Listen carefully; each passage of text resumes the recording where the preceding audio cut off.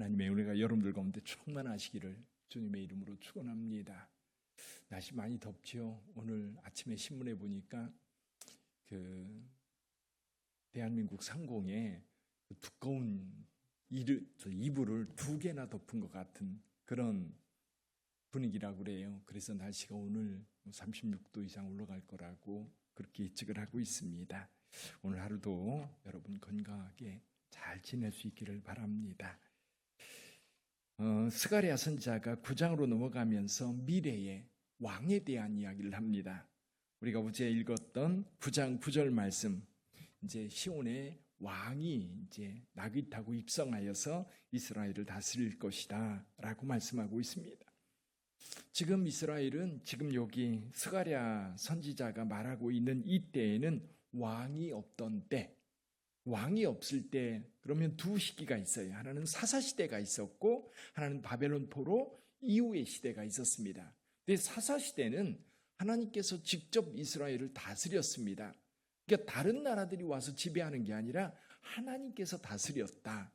그래서 인간의 왕이 없고 하나님께서 친히 왕이 되시는 상황입니다. 근데 지금 바벨론 포로 이후의 상황은 뭐냐면 왕이 다른 나라 사람인 거예요. 다른 나라. 여기 지금 바사 제국이라고 하는 나라가 지금 이스라엘 민족을 다스리고 있습니다. 물론 전에 바벨론이 다스렸었죠. 바벨론은 큰 나라입니다. 그 큰 나라가 이제 유다를 완전히 멸망시키고 그 나라를 없애버렸어요. 지금 나라가 없는 상태로 유대인들이 예루살렘에 돌아왔지만 나라는 없어요.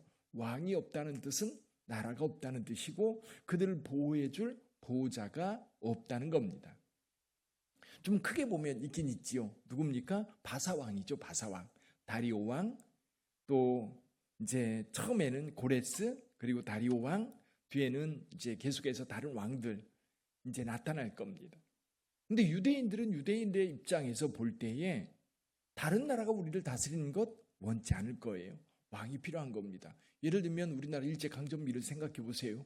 우리나라 왕이 아니면 우리나라 사람이 대통령이 세워져서 이 나라를 다스리고 통치하고 함께 가야 이 민족이 행복하고 그리고 좋은 나라로 갈 겁니다. 근데 일본이 지배할 때 어땠어요? 행복했습니까? 있는 거 다 수탈당하고 또 강제로 지배를 당하고 조금만 저항하면 다 죽이고 그런 일들이 수없이 반복되는 그런 상황. 그러니까 유대인들은 두려울 수밖에 없는 겁니다. 그런 두려운 상황 속에서 성전을 건축해 가면서 하나님께서 우리를 다스린다고 하지만 그래도 직접 우리 민족이 우리나라를 다스릴 그 나라를 꿈꾸는 겁니다. 그 꿈이 뭐예요? 메시아인 겁니다. 메시아가 와서 이 백성들을 다스릴 그 나라. 근데 오늘 10장으로 넘어가면서 여기 봄비에 대한 이야기가 나오고 바람에 대한 이야기가 나오고 소낙비에 대한 이야기가 나옵니다. 여러분 지금 이스라엘 땅 가나안 땅에 살고 있는 유대인들에게 익숙한 단어가 뭐냐면 비입니다. 그리고 구름입니다. 이건 누구와 관련되어 있느냐 하면 바알과 관련된 거예요. 바알이 비를 주관하고 바알이 바람을 타고 다니면서 비를 뿌리고 그러는 신화적인 이야기들을 유대인들도 잘 알고 있었어요. 그래서 바알 신앙을 갖기가 너무 좋은 거예요. 그리고 이제 가을철이 되면 비가 내려야 농사를 짓는데 그때 바알에게 제사를 드리고 그때 바알에게 제사를 드려야 그들에게 비를 주고 농사가 진행될 거라고 하는 이 가나안 사람들이 가지고 있던 그 신화에 유대인들이 쉽게 젖어들어서 바알 신앙으로 빠져들어갔던 겁니다. 근데 실제로 이 비를 주관하고 실제로 바람 불게 하는 이건 누군가? 우리 여호와 하나님이시라는 거지요. 우리 1절 같이 한번 읽어볼까요? 1절 같이 읽어봅니다. 봄비가 올 때에 여호와 곧 구름을 일게 하시는 여호와께 비를 구하라. 무리에게 소낙비를 내려서 밭에 채소를 각 사람에게 주시리라.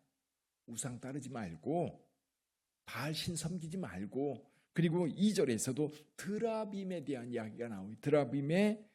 드라빔들은 허탄한 말을 말하며 이 드라빔 어디서 많이 들어봤던 것 같죠? 야곱이 이제 삼촌의 집을 떠날 때에 거기 라헬이 아버지의 드라빔을 훔쳐가지고 나왔던 때가 있죠. 나중에 야곱은 그것을 이제 세겜을 떠나면서 그걸 베델 가기 전에 다 땅에 묻어버립니다. 우상을 다 버리게 되죠. 그 드라빔을 유대인들이 다시 찾아서 그 드라빔을 섬기고 드라빔을 따라서 점치고 그런 일을 했던 겁니다. 이제 여기 1절과 2절 내용은 옛날 조상들이 우상 숭배했던 때를 상기하는 겁니다. 이제 그거 다 묻어버리고 이제 여호와의 성전이 지금 건축되고 있으니까 여호와 하나님만 믿고 앞으로 미래에 하나님께서 메시아를 보내주실 텐데 그때 그 메시아와 함께 힘있게 이 나라가 세워져야 된다라고 하는 것을 지금 말씀해 주고 있습니다. 자, 이렇게 우상 숭배들이 이제 심할 때 지도자들은 사실은 이런 우상 숭배에서 떠나서 오직 하나님만 섬기라고 이야기를 했었어야 합니다. 그런데 그 일들이 제대로 이루어지지 않았던 거지요. 이제는 메시아가 오시면 이제 이 나라가 새롭게 될 겁니다.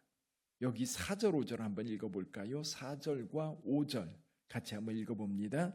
모퉁이 돌이 그에게서, 말뚝이 그에게서, 싸우는 활이 그에게서, 권세 잡은 자가 다 일제히 그에게서 나와서 싸울 때에 용사같이 거리의 진흙 중에 원수를 밟을 것이라. 여호와가 그들과 함께 한즉 그들이 싸워 말탄 자를 부끄럽게 하리라. 할렐루야. 이제는 이 메시아가 오면 그 메시아가 우리를 위해서 싸워줄 거다. 지금 그걸 기대하고 기다리는 겁니다. 자, 지금 아무것도 없어요. 이걸 잘 표현하고 있는 말이 하나가 있습니다. 11절을 좀 한번 읽어볼까요? 11절 같이 읽어봅니다. 내가 그들이 고난의 바다를 지날 때에 바다 물결을 치리니 나일의 깊은 곳이 다 마르겠고 아술의 교만이 낮아지겠고 애굽의 규가 없어지리라.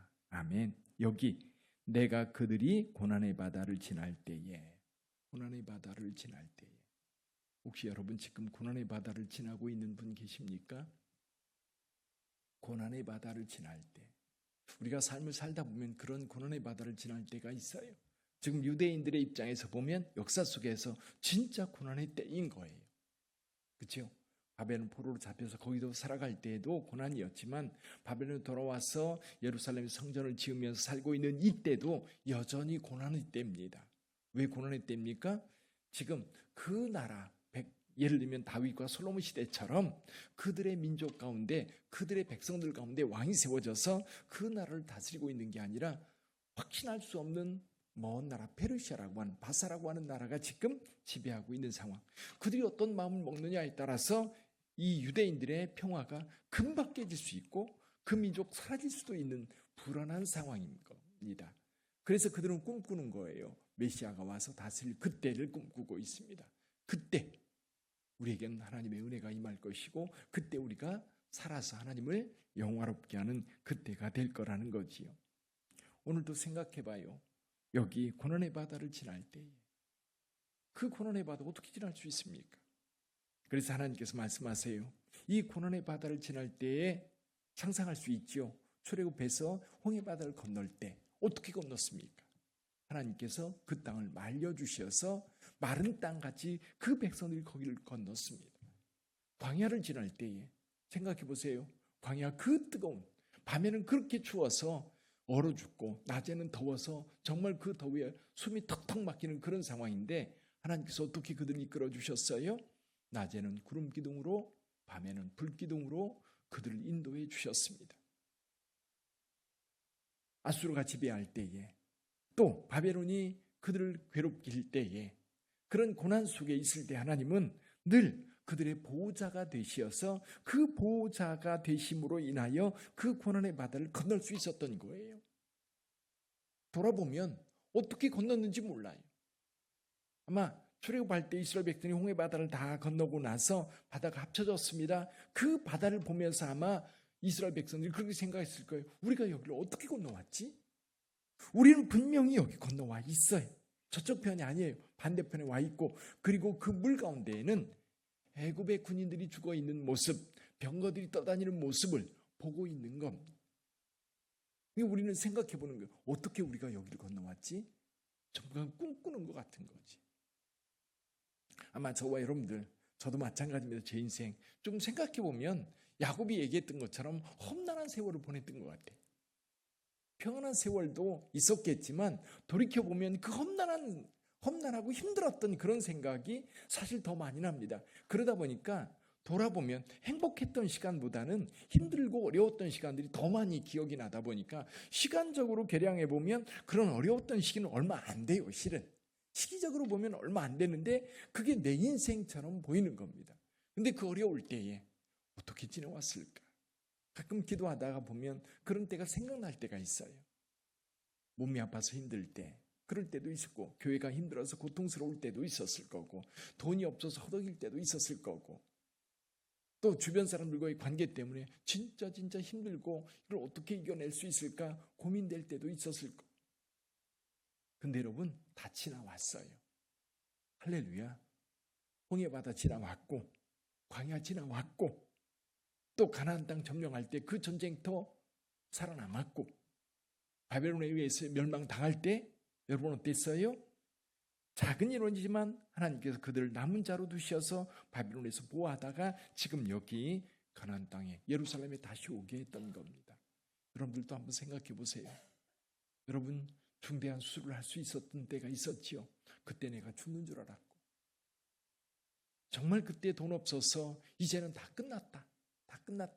더 이상 살 소망이 없다라고 할 그런 때도 있었을 것이고 정말 자녀들이 힘들게 할 때는 세상의 모든 소망이 다 끊어질 것 같은 그런 어려움들도 많은 분들이 겪으면서 여기까지 왔을 거예요. 그때마다 우리 하나님이 여러분들을 지켜주신 줄 믿습니다. 마른 땅을 열어서 그 길을 가게 하신 줄 믿습니다. 나는 힘들다고 했는데 나는 스스로 생각하기를 고난의 바다를 지난다고 생각을 했는데 그때마다 하나님께서 물을 말려주셨고 그때마다 그 물결 애굽의 물결, 아수르의 물결, 바벨론의 물결 그런 물결들 가운데에서 건져주신 여호와 하나님 오늘 여기 고난의 바다를 지날 때에 여러분이 무사히 지나 건너올 수 있도록 도와주셨던 그 하나님께 먼저 감사하세요. 그리고 혹시 지금 그런 고난을 겪고 있는 분이 있다면 이 고난도 주님께서 거뜬히 지나가게 하실 것을 믿으세요. 우리 하나님께서 건져줄 줄 믿습니다. 그리고 앞으로도 우리가 주님 나라 갈 때까지 그런 고난의 바다를 건너야 될 때가 있을 겁니다. 그때 기억하세요. 그때도 건너게 하셨던 그 하나님 이제도 우리 하나님께서 이 바다를 마르게 하셔서 나를 무사히 건너게 하실 것을 믿습니다. 믿음을 가지고 건너는 거예요. 가는 거예요. 여기 머물러 있을 수는 없잖아요. 건너가야 됩니다. 건너갈 때 주님께서 여러분들을 거뜬히 건너가게 해주실 것을 믿습니다. 지금 이스라엘 백성들은 여기 유다 백성들은 메시아가 와서 그렇게 그들을 도울 거라고 확신하고 있는 것. 우리에게는 예수 그리스도께서 오셔서 우리를 구원해 주셨고 오늘 또 동행해 주시는 줄 믿습니다. 그래서 오늘 또 인간적인 생각으로 볼 때 내가 고난의 바다를 건너고 있다 생각될 때 우리 주님 손 꼭 잡고 그 주님과 함께 한다면 넉넉하게 건널 줄 믿습니다. 기도하겠습니다.